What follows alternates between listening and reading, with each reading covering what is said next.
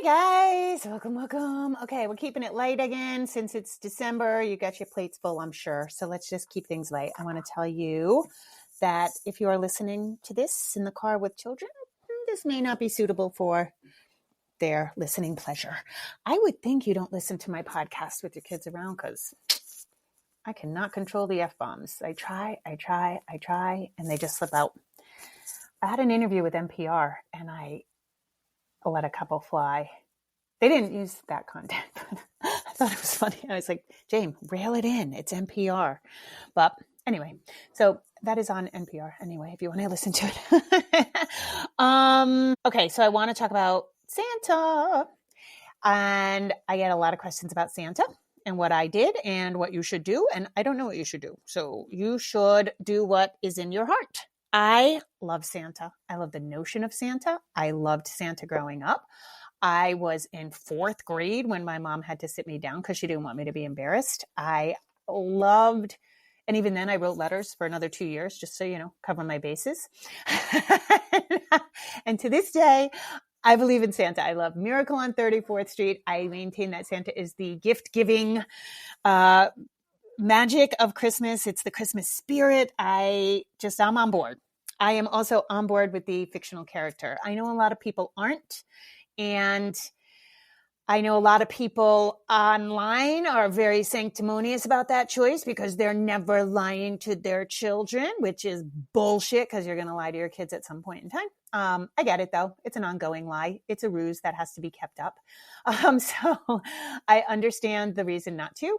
I will say that if you still harbor resentment against your parents for lying to you about Santa, I would like just get a couple of sessions with a therapist. Honestly, I do. I hear about grown-ups who are still angry about it. And your parents trying to provide you with some like joy and magic is not the worst part of childhood. So anyway, and plenty of people, because of religious reasons or whatever, that just don't do Santa. So Santa isn't a must. It's not you don't have to. It's a cultural norm in the US for secular Christmas. And anyway, I did Santa. I did Santa with Pascal. And I want to tell the story of how he learned about no Santa. And that's what a lot of people ask. When do you let kids know? So first and foremost, if your kid has access to a computer for educational reasons, they have Googled this. So your child probably already knows if they know how to spell. If they can enter it into a search bar, they have Googled it. Also, kids are just really smart these days. So I don't know. I never questioned it. I never, ever. The reindeer were magic. Of course he can come into your house. Of course they make it across the whole world. I didn't care.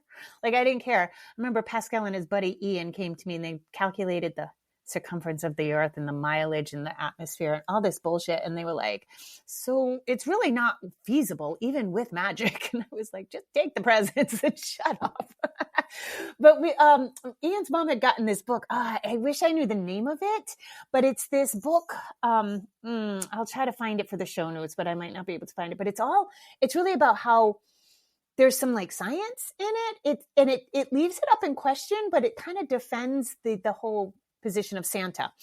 If you want a real treat, you can go back to the sort of origins of Santa, and it's not Saint Nicholas. It's from Amanita muscaria, which is a psychedelic mushroom. It's the typical mushroom that you see, it is red with a white stem and like white dots on it, and it's very fascinating. Let me put that in the let me make a note to put that in the show notes, because when you read about it, you're like, wait a minute, this is where all the symbolism comes from, at least for the Santa and reindeer and that kind of thing, including that reindeer. Amanita muscaria does not, if you eat it as a person, it's not like magic mushrooms. It's not like psilocybin. You really have to eat it when somebody else pees it out. And so reindeer love it. And so caribou, they love it and they eat it. And so then the reindeer pee. And so people would potentially drink that and then have a psychedelic journey. Maybe reindeer looked like they could fly. So there's a lot that's explained. It's a fun rabbit hole to go down. But let's get back to Santa. So I read something a long time ago about Santa and when it is time to tell a child.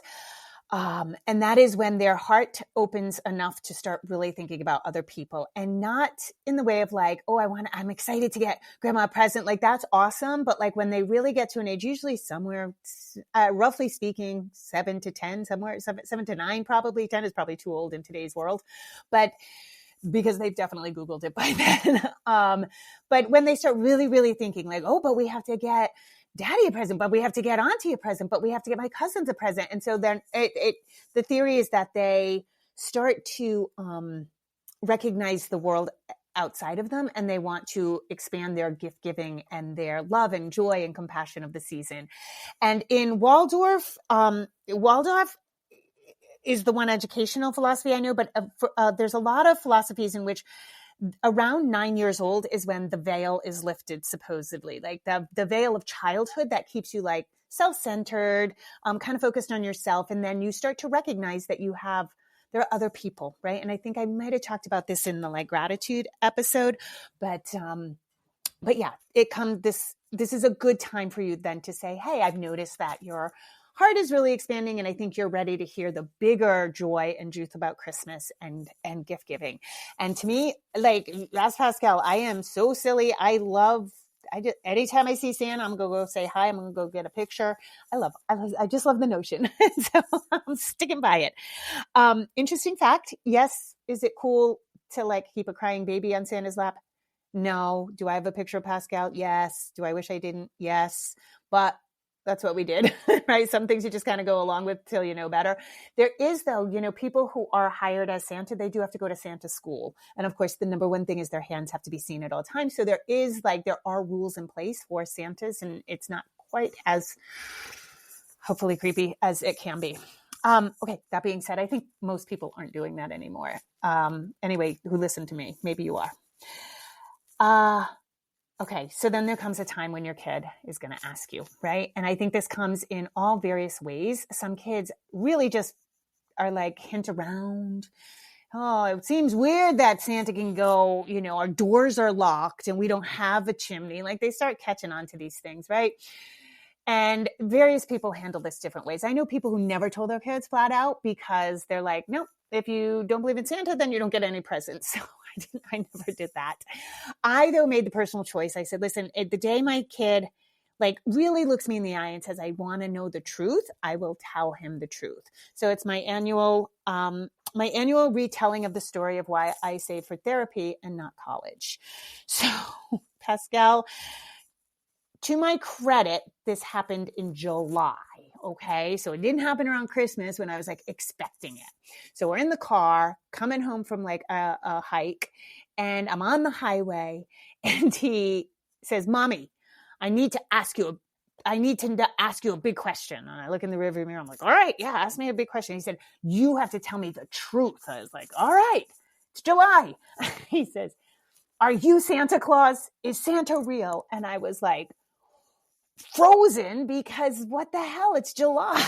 And so I just looked at him, and I was, in my mind, I'm trying to go really like quickly, like, okay, I said, this is the moment I'm going to tell him.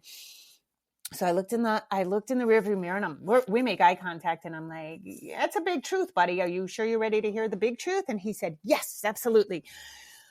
Yeah. Santa is the Christmas spirit, but yes, I am the person who buys the gifts. And he was like, I watched his face like kind of fall. And then he said, okay. And he's looking out the window, and he had the like most serious look when he was younger. And I'm like, shit. And then he goes, what about the tooth fairy? And I said, yeah, same. And they just leap to it. They know tooth fairy, Easter bunny. I never did a leprechaun or anything like that, but tooth fairy and Easter bunny. Yep. It's me. Well, then I can just see his lip quivering, his nostrils flaring, and then the tears come, and he starts crying. I pull over, I give him a hug. I'm like, buddy, nothing's changed. Like, it's the spirit. Like, we're all so happy to give gifts, and I'm trying to do the things. And he is hysterical. So I'm like, fuck. So we get home. 2 hours later, he's still crying. And I'm like, oh my God, I can't put the genie back in the bottle. I don't have time to like call my friends, see, well, what do I do? How can I handle this? And he starts saying things like, You wrecked the magic of life. What is life anymore? He's like saying, I mean, he was always a dramatic kid. So I'm just like, holy shit. And even in the back of my head, though, I'm like, okay, come on now. You didn't ruin life for this kid. So I don't know what to do. I don't know. I have no idea what to do. So I crossed my fingers behind my back because, of course, everybody knows then what comes out of your mouth doesn't count. And I say, but I was just pranking you. You know, pranking was like the big thing. And I, gave him a like shove on his shoulder. I was like, I was just pranking you. I was just trying to be mean. I was being mean spirited. I'm so sorry. Of course, Santa's real. Dude stops crying immediately. Completely. And he's like, that was a terrible thing to do to a child. And I was like, you shouldn't prank me like that. And I was like, you're right. I'm so sorry. I don't know. And he said, oh yeah, but what about the tooth fairy? You said that's not real. You said you have my teeth. Where are they? So a funny fact about me, let me just break this up for 1 second. I will pass out if you show me a loose tooth. If you fall and crack your head open, which literally this happened to me, I saw a stranger fall, crack their head open. I held their head together till we got to the emergency room. Blood all over me. I am the best person. Compound fracture. You want me on your team. I can handle any sort of thing. A wiggly tooth, I swear to God, I'll melt like a wet piece of noodle. So when his teeth were loose, I told him that the tooth fairy doubles down if you take your own teeth out. And so he would pull his own teeth. And so I was like, just don't even come near me with that. Like, take that somewhere else. I cannot see it. So I relied on that when he questioned me about the tooth fairy. So now I'm doubling down on the lie, you guys. I'm not just lying when I said I wouldn't lie. I am doubling down. And I say, bud, I can't even look at you take your teeth out of your mouth. What makes you think I would save your teeth? I'm telling you, I was pranking you. Totally, genie's back in the bottle. So I knew immediately that he was not quite ready to hear the big truth. But, things went on. And then I think it was, however old he was, he must have been 6. Maybe he was, because that tracks right around 8. He had these friends, and he was, for the first time, he was like, I want to buy them this, and this, and I'll use my own money. And he had this elaborate plan to like wrap the gifts and leave them and like kind of ding dong ditch. And like, it would be a surprise for them. And it was so cute. And so I like used this as the in, right? I was like, oh, but it really seems like your heart is opening. And, this was a year too that he was really finding stuff for, remember I told you guys we would help at the soup kitchen downtown like all year round, and then on the holidays he would find things around the house for like these guys, the soup kitchen. And so it was just like this year of really opening up to like gift giving. And so I said, but I think it's time that since your heart is so open to gift giving, I think it's time that you now know the truth. And I said, Santa is me. And he looked, and he looked a little like sad. He goes, I know. I knew when you told me, Mommy, and it just wasn't ready. He said, and then I Googled it. So I was like, holy shit. So anyway, it was a great year. And I really did. I was like, man, you got to save for therapy, not college, because you just don't know the ways. You're gonna fuck it up along the way. But he never held it against me, and he was never bitter. And now it's family lore. And we, it's sticky. It's always sticky, but it's I don't know. I think maybe my joy at the holiday season and the lights and the whole notion of Santa has helped. I don't know, but that's how I handled it. I do not recommend you handle it this way. It's just really hard to tell. And I think I think the sadness isn't that Santa isn't real. I think the sadness is there's a magic to childhood, right? And the magic is you don't pay rent, you don't pay bills. And you're just like, you get to float along and your mom's just there and you yes, you might help with chores, but you don't have a ton of responsibilities. And I just think the Santa is a big coming of age, like that 9-year-old veil lifted. It's like, like magic, magic isn't what I thought it was. And I've crafted magic. I think moms are the magic makers for the most part, and we make things magical along the way, but it's that first like concrete thing, he ran into that. He was slightly younger. I got him for Christmas. He liked the first Harry Potter. I let him watch the first Harry Potter fairly young. And and mostly because there was like not a lot of merchandising attached to it at the time, but they did have like the costume and the wand, a light up wand. And I got him a light up wand, and he came to me pretty crestfallen and told me that his wand was broken and we had to take it back to Oliver's. Is that the wand shop? I can't remember, but he said, you have to take this back, mommy. It's broken. It doesn't, like, the spells don't work. I was like, oh, bud, that's movie magic. That's not real magic. And he was just like, what?